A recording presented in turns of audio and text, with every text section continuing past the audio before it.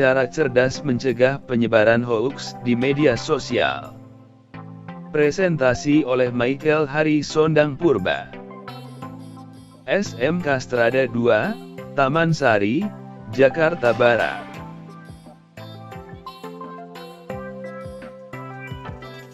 Media sosial semestinya dimanfaatkan untuk bersosialisasi dan berinteraksi dengan menyebarkan konten-konten positif.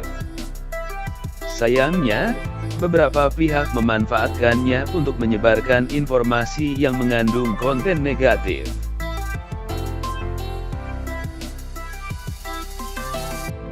Jika hal tersebut dibiarkan, dikhawatirkan akan membahayakan generasi muda.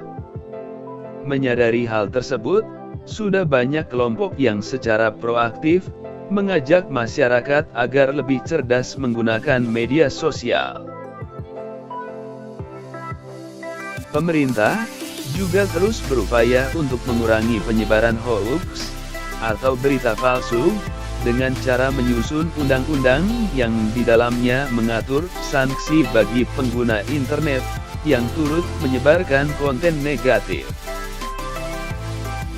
Menyebarkan atau memberikan informasi buruk di internet bisa terancam pidana pasal 310 dan 311 KUHP dan Undang-Undang ITE.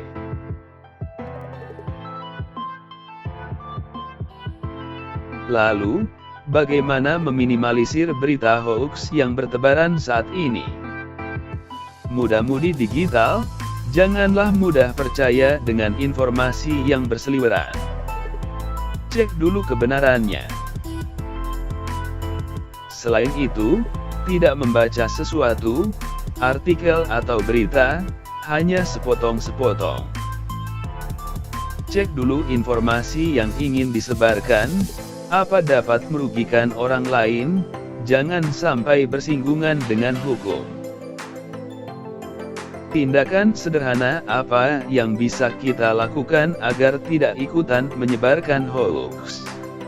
Berikut tips dari Septiaji Eko Nugroho, selaku inisiator Masyarakat Anti Fitnah Indonesia, disingkat Mafindo, dan selaku Ketua Masyarakat Idarakat Indonesia Anti Hoax. Hati-hati dengan judul provokatif. Berita hoax seringkali menggunakan judul sensasional yang provokatif, misalnya dengan langsung menudingkan jari ke pihak tertentu. Isinya pun bisa diambil dari berita media resmi, hanya saja diubah-ubah agar menimbulkan persepsi sesuai yang dikehendaki sang pembuat berita palsu itu. Cermati alamat situs. Untuk informasi yang diperoleh dari website, atau mencantumkan link, cermatilah alamat URL situs dimaksud. Berita yang berasal dari situs media yang sudah terverifikasi Dewan Pers, akan mudah diminta pertanggungjawabannya. Menurut catatan Dewan Pers, di Indonesia terdapat sekitar 43.000 situs di Indonesia yang mengklaim sebagai portal berita. Dari jumlah tersebut, yang sudah terverifikasi sebagai situs berita resmi tak sampai 300. Artinya, terdapat setidaknya puluhan ribu situs yang berpotensi menyebarkan berita palsu di internet, yang mesti diwaspadai. Periksa fakta. Perhatikan dari mana berita berasal dan siapa sumbernya. Apakah dari institusi resmi seperti KPK atau Polri? Perhatikan keberimbangan sumber berita. Jika hanya ada satu sumber, mendapatkan gambaran yang utuh. Hal lain yang perlu diamati adalah perbedaan antara berita yang dibuat berdasarkan fakta dan opini. Fakta adalah peristiwa yang terjadi dengan kesaksian dan bukti, sementara opini adalah pendapat dan kesan dari penulis berita, sehingga memiliki kecenderungan untuk bersifat subjektif. Cek keaslian foto. Di era teknologi digital saat ini, bukan hanya konten berupa teks yang bisa dimanipulasi, melainkan juga konten lain berupa foto atau video. Ada kalanya, pembuat berita palsu juga mengedit foto untuk provokasi pembaca. Cara untuk mengecek keaslian foto bisa dengan memanfaatkan mesin pencari Google, yakni dengan melakukan drag and drop ke kolom pencarian Google Images.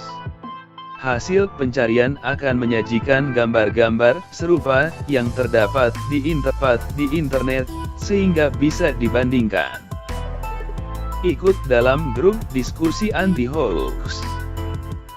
Di Facebook, terdapat sejumlah fanpage dan grup diskusi anti-hoax, misalnya Forum Anti Fitnah, Hasut, dan Hoax, disingkat FAFHH, fanpage grup Indonesia Hoaxbuster, fanpage Indonesian Hoaxes, dan grup Skoci.